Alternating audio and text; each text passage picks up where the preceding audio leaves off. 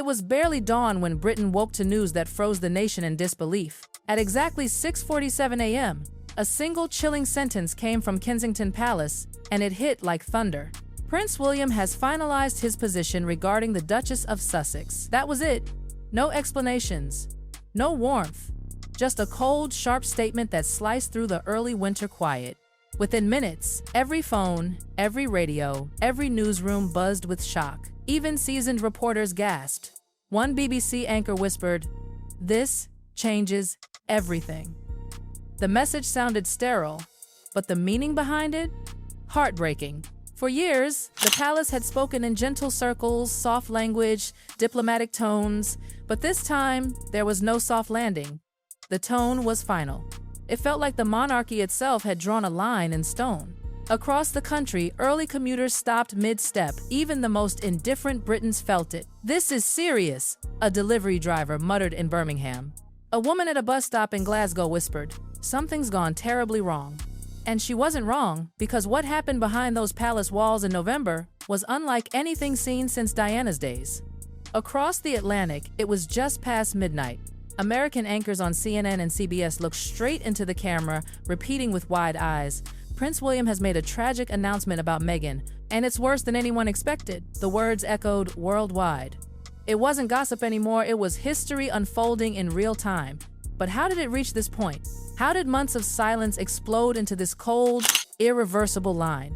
To understand, we have to rewind to early November, the calm before the royal storm. King Charles had been under visible strain. His schedule quietly changed, with aides citing health preservation. That left William juggling royal duties, his father's stability, and the rising waves of drama surrounding Meghan and Harry. At first, he thought it would blow over. It always had.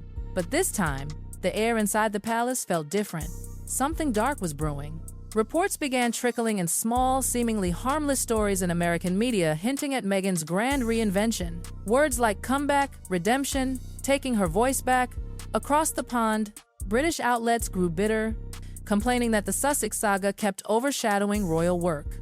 Soon, two worlds had formed, one idolizing Meghan's narrative, the other exhausted by it.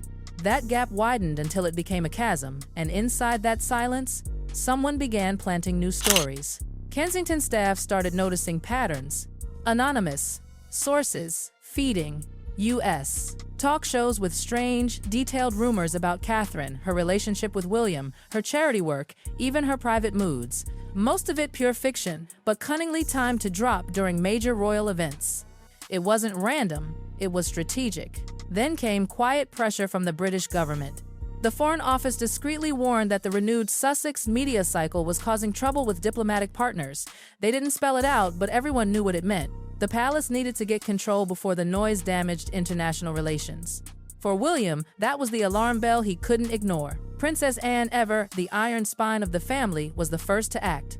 In mid-November, she sat in the cold Frogmore Library, poring over a report from the Royal Communications Monitoring Unit.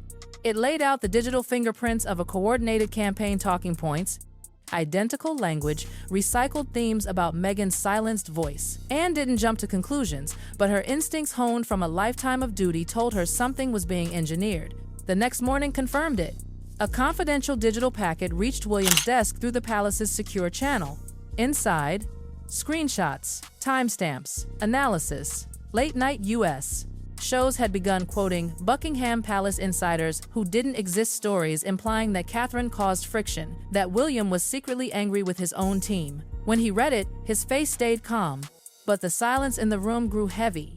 "I've never seen him look that tired," one aide whispered. But what came next shattered the final layer of calm, a document titled Winter Briefing, Year-End Media Strategy. It was a polished PR plan proposing a massive Christmas week campaign to redefine Meghan's royal legacy. It described interviews, op-eds, and a documentary pitch, all crafted to frame her as a misunderstood modernizer suppressed by royal rigidity. And tucked inside it was one chilling paragraph suggesting opportunities to discuss mismanagement and royal charitable initiatives. That was cold, thinly veiled criticism aimed straight at Catherine. When Princess Anne read that page, she froze. Then her expression hardened like ice. That evening, she met William in the dim Windsor corridor, the air so cold their breath turned to mist. She laid it all out, the pattern, the risks, the attack on Catherine's reputation. William listened silently, jaw clenched, eyes distant. "Who else knows?" he asked quietly. "Camilla," Anne said. "She reviewed it this afternoon." That changed everything. Queen Camilla had survived her own years of scandal. She knew what media warfare looked like. And when she told William later that night, "It's starting again, different faces, same tactics," he understood. Her voice was calm, but edged with fatigue. "Your father cannot endure another season like this." For the first time, Camilla and Anne stood united, two women so different, yet both urging William to protect the monarchy before it collapsed under the weight of chaos. By November 29th, the decision was inevitable. The storm had crossed the line. Inside the grand 1,844 room at Buckingham Palace, the tension felt thick enough to touch. The wind rattled against the windows while William sat at the long table surrounded by history and judgment. Princess Anne on his left, stoic and fierce. Camilla on his right, hands folded, face unreadable. The private secretary closed the doors. Silence filled the room. William began quietly. "What happens here isn't about feelings. It's about the crown's stability." Anne slid forward the marked copy of the winter briefing document. "This," she said sharply, "is an orchestrated attempt to undermine our work and destroy Catherine's name." Camilla spoke next, her tone steady but grave. "Your father cannot handle another media storm. If this goes public during Christmas, it's Charles who'll suffer first." William's fingers pressed against the table edge as he exhaled slowly. He'd known for weeks this day would come, but hearing their voices in perfect alignment made the weight real. The communications officer began reading from reports, 3 American outlets pushing identical narratives, all traced to a PR agency once linked to Meghan. The room froze. Anne's expression tightened. Camilla whispered, "This is reckless. Not just for Catherine, for the monarchy itself." The final line of the report sealed the matter. If left unchecked, the campaign could destabilize public confidence during the holiday season. That phrase, destabilize public confidence, was the moment William's hesitation died. He looked up, eyes steady. Anne's voice broke the silence. "You know what must be done? Protect your wife. Protect the crown." Camilla added softly, "Draw the line, William, even if it hurts." And that night, he did. By midnight, drafts of a public statement were already circulating.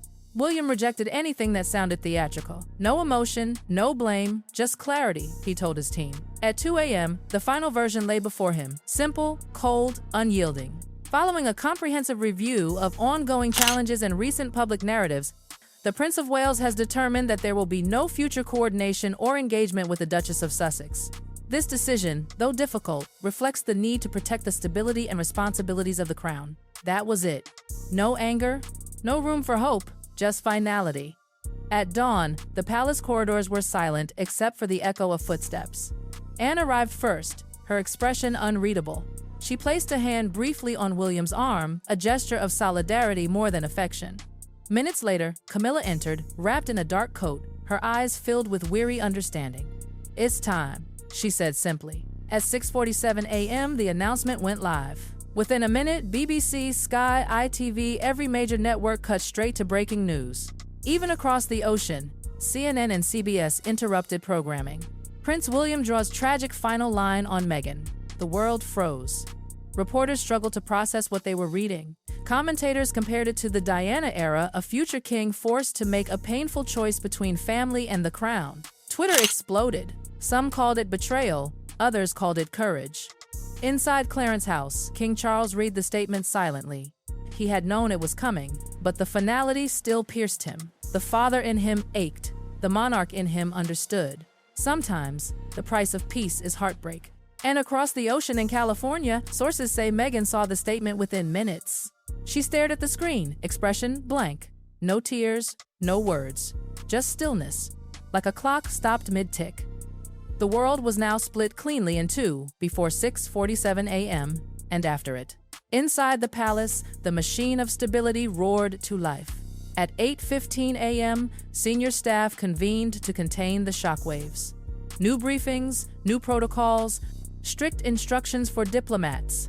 The matter is closed. That phrase was to be repeated globally to any inquiry. Quiet, firm, and final.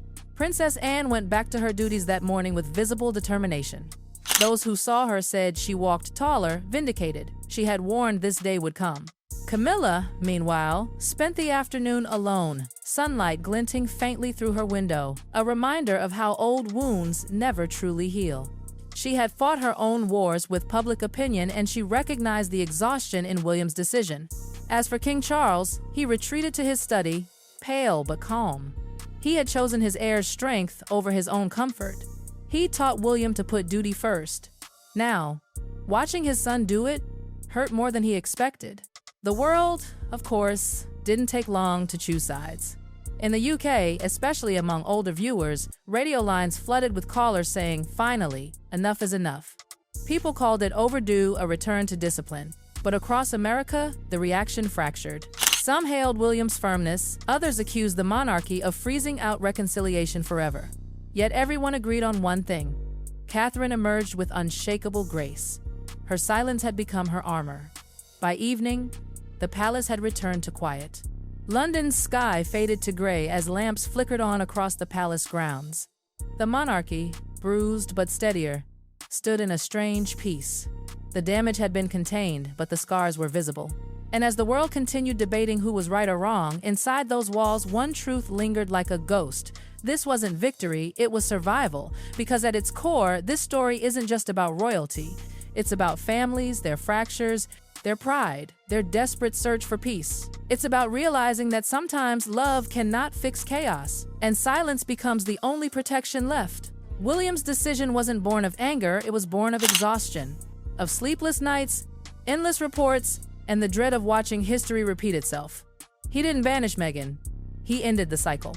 And in doing so, he reminded the world that even in the grandest palaces, heartbreak looks the same: quiet, heavy, necessary. As the lights dimmed that night across London, the air around Kensington Palace felt still again for the first time in months. Not peaceful, just still, like a storm that has finally passed, leaving behind both ruin and clarity. The crown had drawn its boundary, and the world, for once, fell silent long enough to feel the weight of it.